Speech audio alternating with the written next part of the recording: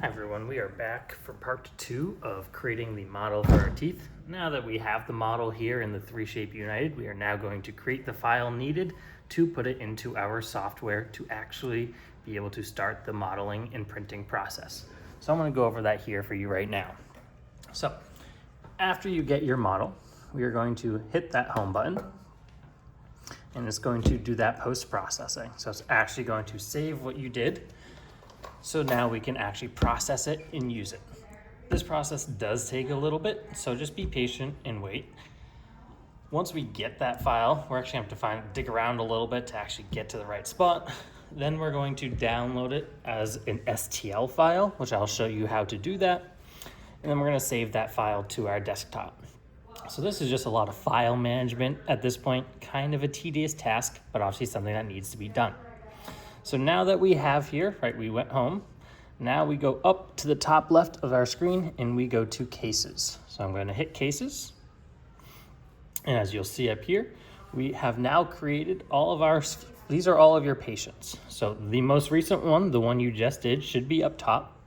So this one is my scan, Rabidou testing, and you can see that at the time it was created, and then it was last updated.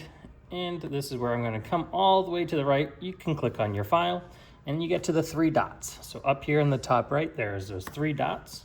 We're just going to hit export and then we're going to export the scan. So what you just did, you created a scan of the teeth. Now we just need to export that file.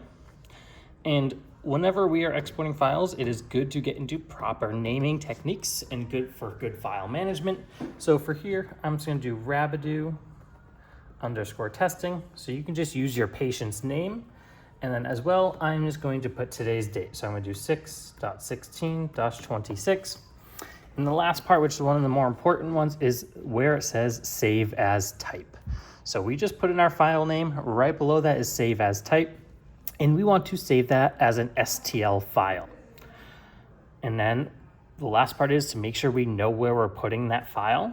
I want to make sure we put that file onto the desktop. So all the way on that left side, make sure you come over and find the desktop, and then we'll just hit save. Now, you can minimize this window, you can close it out, because all we're going to need is that file. So your file, depending on where in the screen you have stuff, right? It could pop up on the bottom left, it could pop up top or in the middle. But notice how I named it based off of what I know. So it says Rabidou testing 626, my lower jaw scan. That is exactly the file I need now. So that concludes this video on how to export that file.